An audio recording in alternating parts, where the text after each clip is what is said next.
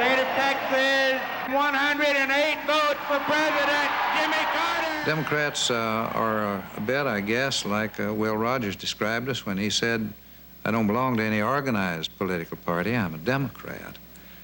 We don't have any credentials that you have to prove yourself to be. You don't have to have a pedigree. We are a diverse and heterogeneous group of people. We have the liberal wing, we have the conservative wing, we have moderates, and even within those wings, we have differences of opinion on different issues. It's important to have differences.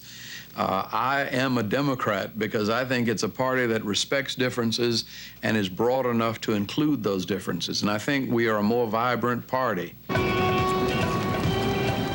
All the way back to Thomas Jefferson, the Democrats have been more vibrant, more tuned to the real needs of the people.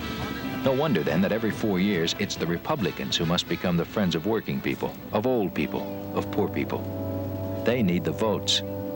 They reject the principle of the greater good for the greater number, which is the cornerstone of democratic American government. We are a traditional party of doing.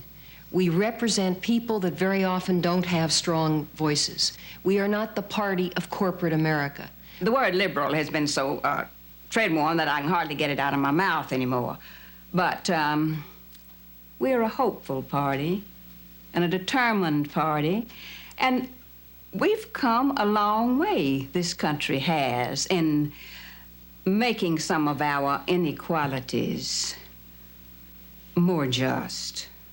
Our housing bill last year for the elderly, that won't do the job, but it will begin. When we retrain workers, that won't take care of unemployment chronically in some areas, but it's a start.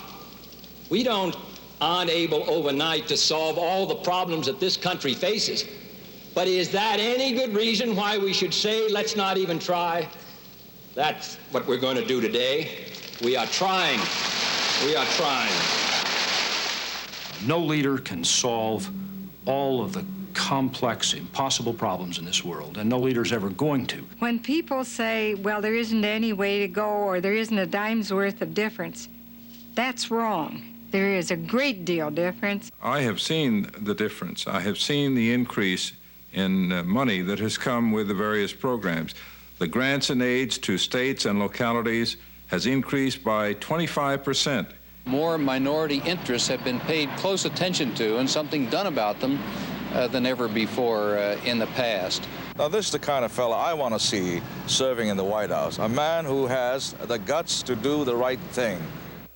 It is sheer deception to promise the American people that we can have this enormously expensive and unfair tax cut, that we can dramatically increase defense expenditures even above and beyond the substantial levels I've recommended, and that we can sustain our programs in education, employment, health, and other areas, and that we can exercise budget restraint at the same time. You all know that this kind of hasty offer can only be called by one word, and that's irresponsible.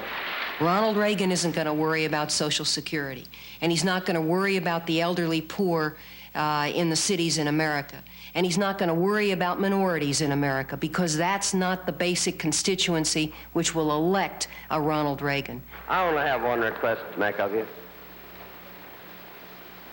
Vote on Election Day. Vote for yourselves. You don't have to vote for me. Vote in your own interest.